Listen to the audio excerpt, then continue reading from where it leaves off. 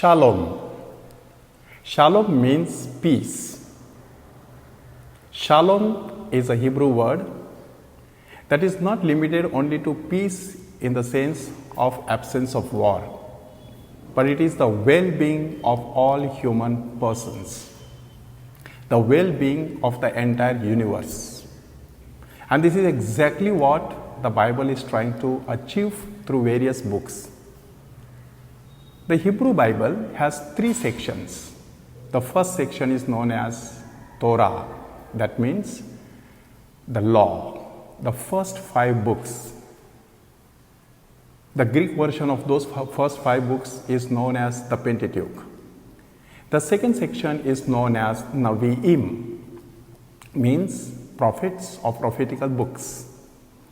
And the Hebrew Bible has 2 sections of the prophetical books, the former prophets and the later prophets. The third section is known as the Ketuvim. Ketuvim means other writings. And in these other writings, we have the book of Psalms, the poetry, the wisdom literature, and the historical books. Today we are going to discuss about the wisdom literature in the Catholic Bible. We had a professor in the seminary named Father Francis Ripoll. He used to say, "The wise man has something to say, but the fool has to say something."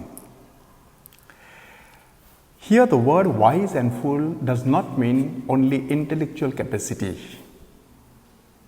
or whether a person is dull or learned or illiterate. An illiterate person can be wise and a learned person can be a fool. Therefore, Father Hedwig Lewis says, to be learned means to know about others, but to be wise means to know about yourself.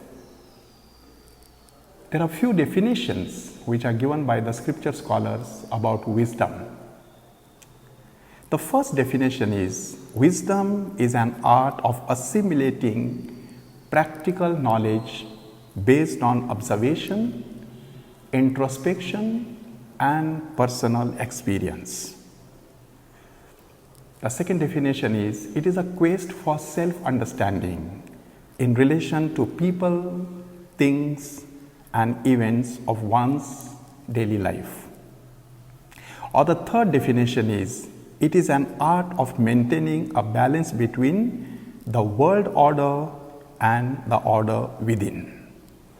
And all the wisdom books of the Bible are trying to give us a glimpse of this wisdom. So let us study this biblical wisdom literature under 7 questions.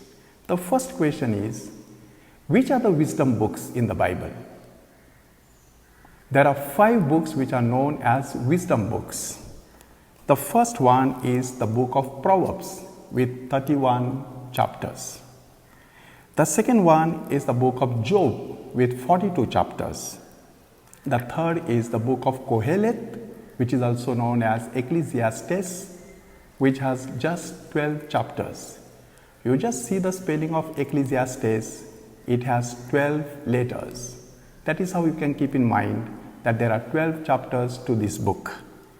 Then there is a book called Ben Sira, also known as Ecclesiasticus, or the book of Sirach, which has 51 chapters, and the book of the Wisdom of Solomon, which has 15 chapters. So all these 5 books are known as the wisdom books. Father Roland Murphy has written a book called The Tree of Life, and in this book he has also included the book of Psalms and the Song of Songs as wisdom literature. So these 2 books were considered as wisdom books in the past, but now they are no more considered as wisdom books, but there are few psalms which are wisdom psalms. Or love itself can be part of wisdom, and therefore the songs have this element of wisdom, but they are not totally wisdom books. The second question that we deal with is, why are these books called wisdom books?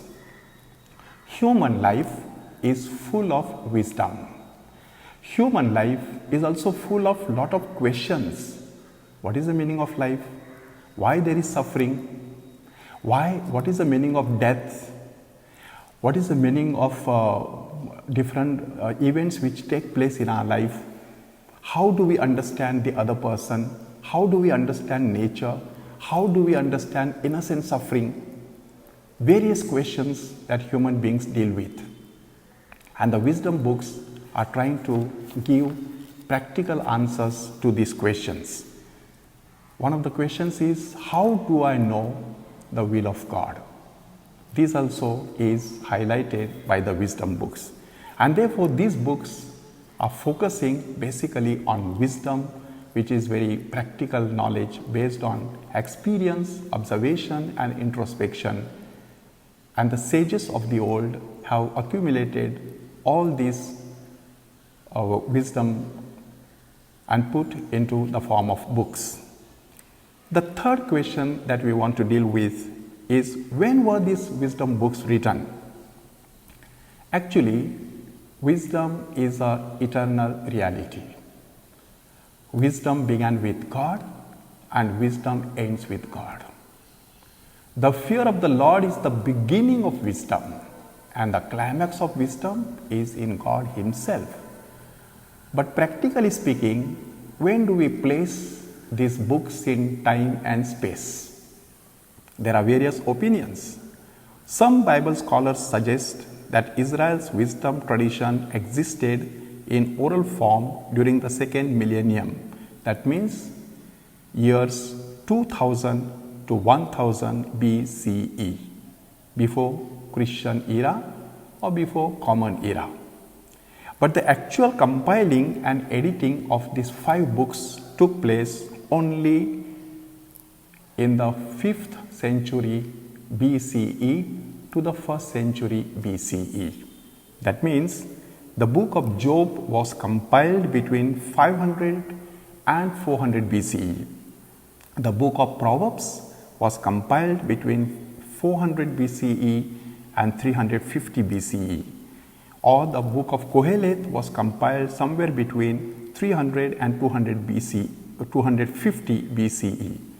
The book of Ben Sira was originally written in Hebrew in the year 180 and was translated into Greek somewhere between 130 to 120 BCE. Finally, the book of Wisdom of Solomon was compiled between 50 to 25 BCE. So you can see a range of time from 500 BCE to 25 BCE is the span during which the wisdom books were compiled. How and why were these wisdom books written? So let us first answer the question, how these books were written.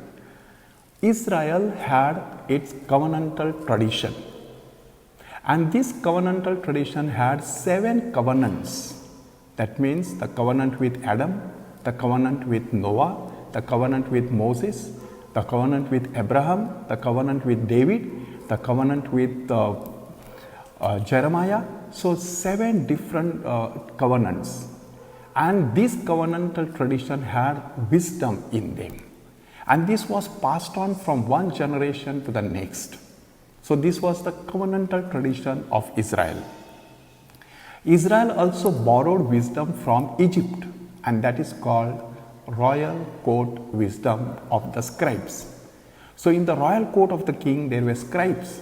So Solomon invited them to his royal court, and those scribes started teaching the noble personalities, and wisdom was born there. They were keeping records of various happenings.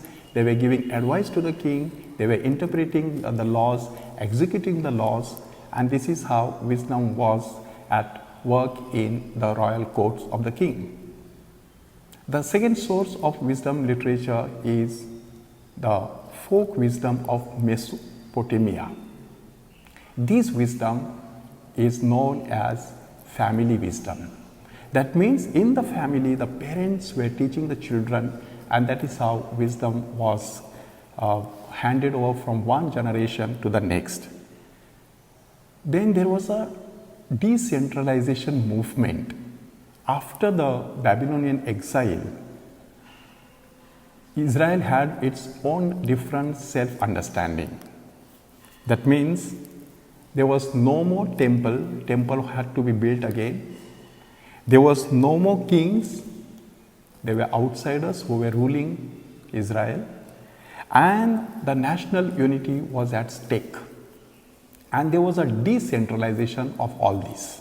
That means from temple to Torah, from the royal courts of the king to the family, to the rabbis, and from the national unity to family welfare. This was the decentralization that took place. And that is how we know that the scribes, the rabbis were giving the wisdom on one hand, and the parents were giving wisdom to the children on the other. And this is how we see that wisdom was handed over at two different levels. Why were these wisdom books written? We know the situation in that span of time when the wisdom books are written. Israel had two problems. One is identity crisis and the other one is inferiority complex. Identity crisis means Israel was wondering, how is that God is allowing others to rule over us? The Assyrians came, the Babylonians came, then the Persians came, the Greeks are coming, and they are coming with their own whims and fancies. How do we respond to this situation? And they try to respond in various ways. One response was political, and the book of Maccabees is written against that background. Another response was apocalyptic. Apocalyptic means believing in the future, that God will intervene in the future and make situation better for us. But the third response was sapiential. The word sapiential comes from the Greek word sophia, means wisdom. That means in the given situation, how can I use my wisdom and make my life better? This is why the wisdom books were written. First was identity crisis. The second one was inferiority complex. All the foreigners were bringing in their knowledge and their wisdom, and they were trying to claim that we have the truth. They were trying to show that our religion, our culture is higher, superior to your culture and your religion, your language. And therefore, wisdom sages tried to show that we also have our wisdom, we also have our heroes, we also have our culture, we also have our God, who is the source of all wisdom. All this we can see in the wisdom books. Who wrote these wisdom books? We know that from the time of King Solomon, that is 971 to 932 BCE, the Egyptian scribes gathered wisdom which was available in the palaces. After the return of the people from Babylonian in 538 BCE, the rabbis collected family wisdom given to the children by their parents. Then the scribes also gathered wisdom literature available in the temple, in the Torah. Hence, the authorship of these books go to the scribes in the royal court, the rabbis in the society, and the parents in the family. In the broader sense of the word, authorship. Authorship in the Bible has two meanings. One is responsibility, and the second one is composite reality. Responsibility means somebody has to be responsible, and corporate reality means that authorship is not attributed to one single person, but to a school. So when we talk about Matthew's gospel, it is Matthean school. Luke's gospel, Lucan school, or Markan school, Johannine school. So similarly, in the Old Testament, the Torah belonged to Moses, but it is a Mosaic thought that is gathered together. Or the Psalms are attributed to David, but there are also other writers. Similarly, wisdom literature is attributed to Solomon. Solomon is known as the patron of Jewish wisdom literature. So far, we have dealt with 5 questions. Which are the wisdom books? Why the wisdom books are called wisdom books? When were these books written? How and why these books were written? And who wrote these books? Now we are going to deal with 2 more questions. Why wisdom literature is attributed to Solomon? 1 Kings 1 to 11 are the chapters that give you the description of the life and work of wisdom of Solomon. King Solomon is considered as the wisest king in the whole Bible. And if you read chapters 3 and 4 of the first Kings, there you will get how he becomes a wise person. The first instance that we can see is he is asking God to give him wisdom, a hearing mind. He says, I am a young man. I do not know how to look after my people. So I need this gift of wisdom. He did not ask for long life. He did not ask for riches. He did not ask for victory over his enemies. But he asked for wisdom. And therefore God was so pleased that he was granted the gift of wisdom. This gift is tested immediately in the next passage, where 2 prostitutes come with a problem. And Solomon dissolves this problem with the help of his wisdom. His fame spreads all over across the sea, and people start coming visiting him. And there we can see the Queen of Sheba coming and visiting him. The point over there is the queen had everything, but she was longing for wisdom. This search and thirst of wisdom is there in the heart of each and every human person. And that queen becomes the symbol of that thirst and yearning and longing to know the truth. She was so happy and so satisfied with all the questions that were answered by Solomon that she went away satisfied and fulfilled. Then we see in chapter 4 of the first Kings, verses from 29 to 34, the wisdom that is attributed to Solomon. 300,000 proverbs, 1,005 songs, then animal wisdom and plant wisdom. Now comes the question, how such a great person who is known as the patron of Jewish wisdom literature declined? And we are told in chapter 11, because there were queens, there were concubines, and there were wives from foreign countries. They brought in their own idols and gods. Solomon started worshipping them. In fact, Solomon had built such a big temple and he was worshipping the God of Israel, Yahweh. But now he started worshipping other gods, and those small temples were the cause of the destruction of the big temple. But in the case of Solomon, he lost the gift of wisdom. He did not follow the way of wisdom, then he declined. The message is, we cannot take the gift of God for granted. We have to protect the gift of wisdom that God has given to us. Solomon is known as the patron of Jewish wisdom literature because out of 5 books, 3 books are attributed to Solomon. The book of Proverbs, the book of Kohelet, that is Ecclesiastes, and the book of the wisdom of Solomon. These 3 books are attributed to Solomon, and therefore Solomon is known as the patron of Jewish wisdom literature. The last question that we deal with is there any other wisdom literature in the Old Testament besides these wisdom books? Yes. The book of Genesis speaks of the tree of knowledge of good and evil. God had cautioned Adam and Eve that you can eat the fruit of any tree, but not that particular tree. Why? Good and evil is not decided by we human beings. It is already decided by God. We have to accept good and evil according to God's will, God's plans. Or we can see Pharaoh consulting Joseph as a wise man. We can see Nathan giving a message to David, King David, in a parabolic way. Or Daniel is presented as a wise young man. The prophets are also used wisdom to inspire the people to repent. Don't say that our fathers ate the grapes and our teeth are set on edge. Every person who sins has to be responsible for his own sins. So personal responsibility was the message through the wisdom parables that are given by the prophets. So today we have dealt with the introduction to wisdom literature. In the next sessions, we shall deal with two important things. One, the 5 books of wisdom literature.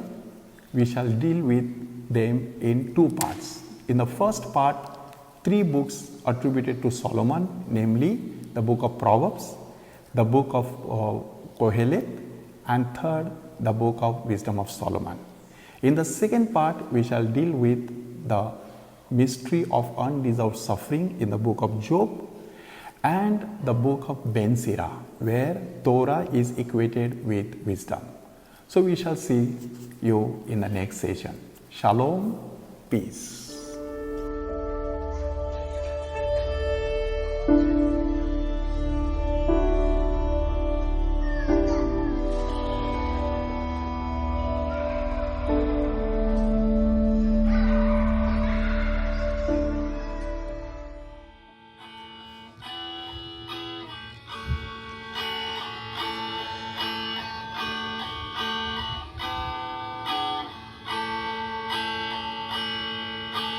As the deer that pants for water, so my soul longs after you.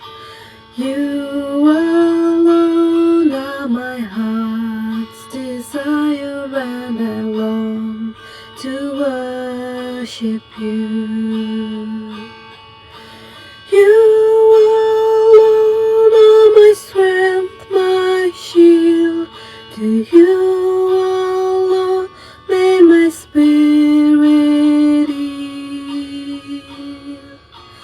You alone are my heart's desire, and I long to worship you. In the seminary, Father Robert's classes never actually felt like classes. Rather, they seemed like retreats or recollections. Thank you, Father Robert, for breaking the word of God to us so beautifully today. Today's form of prayer will incorporate this theme of wisdom as well. We look at Mother Mary as the seat of wisdom. But before we get started, let us turn to God's word.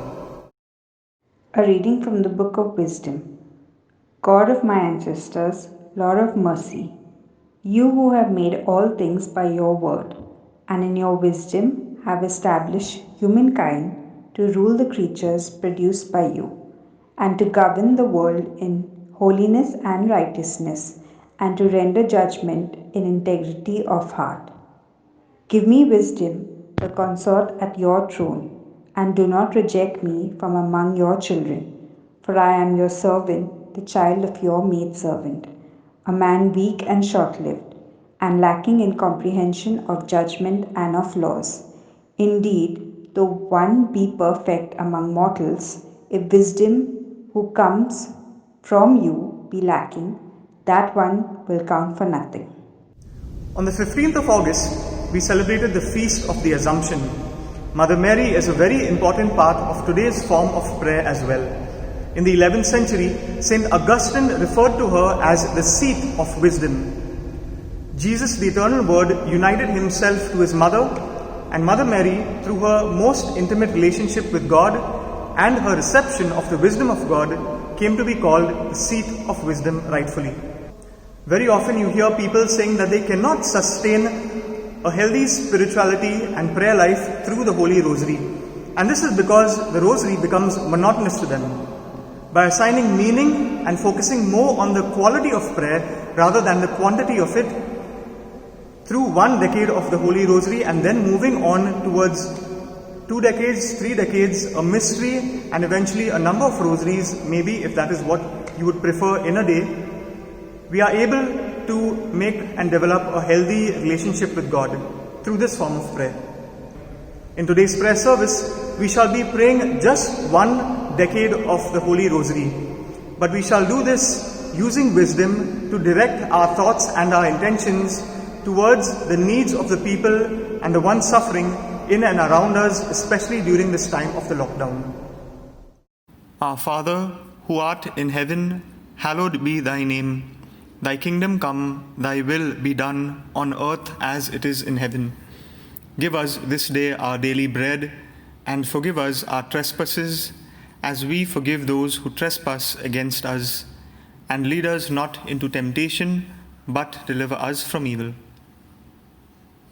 We pray for our teachers who have to balance their work life and personal life from the same space. Accompany especially those who aren't tech savvy and have to endure embarrassing situations online and tireless nights preparing their class presentations for the next day. Hail Mary, full of grace, the Lord is with you. Blessed are you amongst women, and blessed is the fruit of thy womb, Jesus. Holy Mary, Mother of God, pray for us sinners, now and at the hour of our death. Amen. We ask our Mother to intercede for victims of sex trade, who are often misunderstood for the life that they are forced into, that they may firmly believe that they are still made in the image and likeness of our Father, and that they may experience your help, compassion, and love from people trying to change their lives for the better. Hail Mary, full of grace, the Lord is with thee. Blessed art thou amongst women, and blessed is the fruit of thy womb, Jesus. Holy Mary, Mother of God, pray for us sinners, now and at the hour of our death. Amen. We pray for those affected by various health issues, that the fear they have to approach a doctor or a hospital for treatment during this pandemic is lessened with staff that take necessary precautions. We pray also that medical aid is easily made available to them.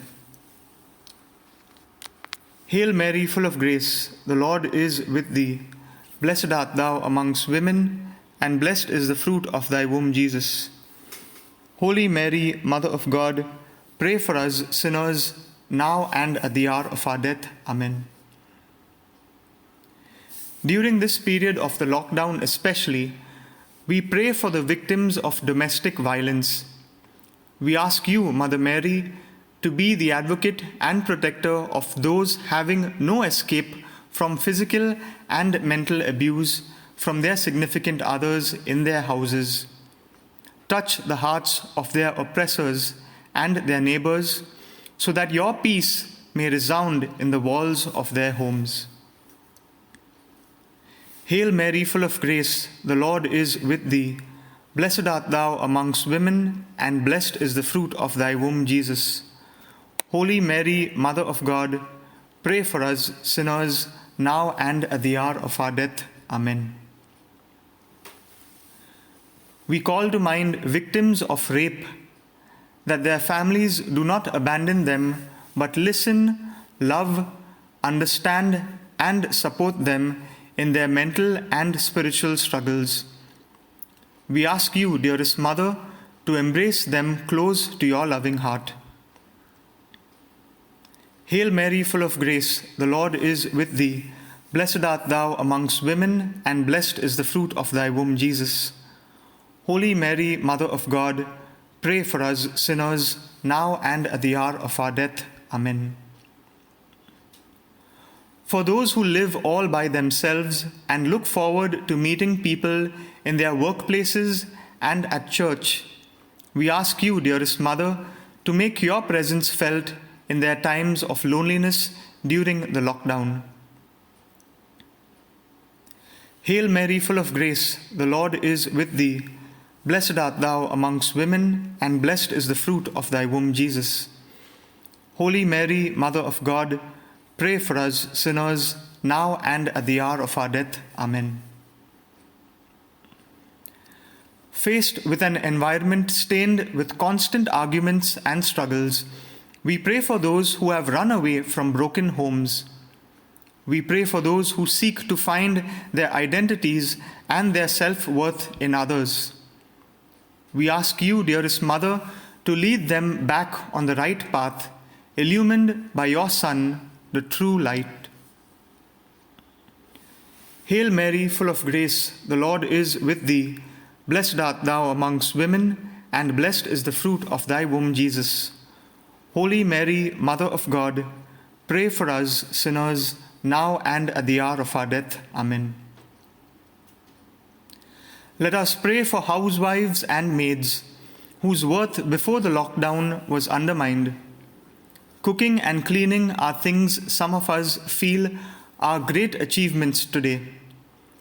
We pray that we now realize and appreciate the sacrifices and the difference they make to us each and every moment of our lives. Hail Mary, full of grace, the Lord is with thee. Blessed art thou amongst women, and blessed is the fruit of thy womb, Jesus. Holy Mary, Mother of God, pray for us sinners, now and at the hour of our death. Amen. Mary, our Mother, we pray for families faced with financial difficulties during the lockdown.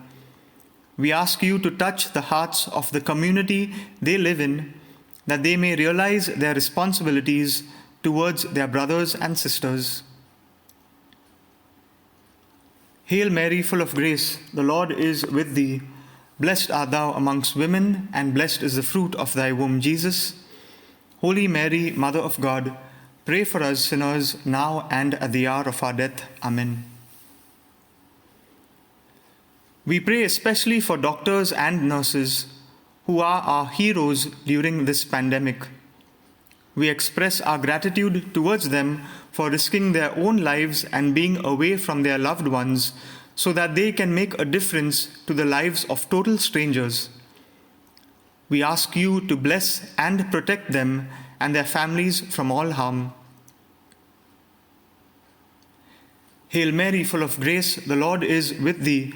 Blessed art thou amongst women, and blessed is the fruit of thy womb, Jesus. Holy Mary, Mother of God, pray for us sinners, now and at the hour of our death. Amen. Glory be to the Father, and to the Son, and to the Holy Spirit, as it was in the beginning, is now, and ever shall be, world without end. Amen. O my Jesus, forgive us our sins, save us from the fires of hell, and lead all souls to heaven, especially those in most need of your mercy.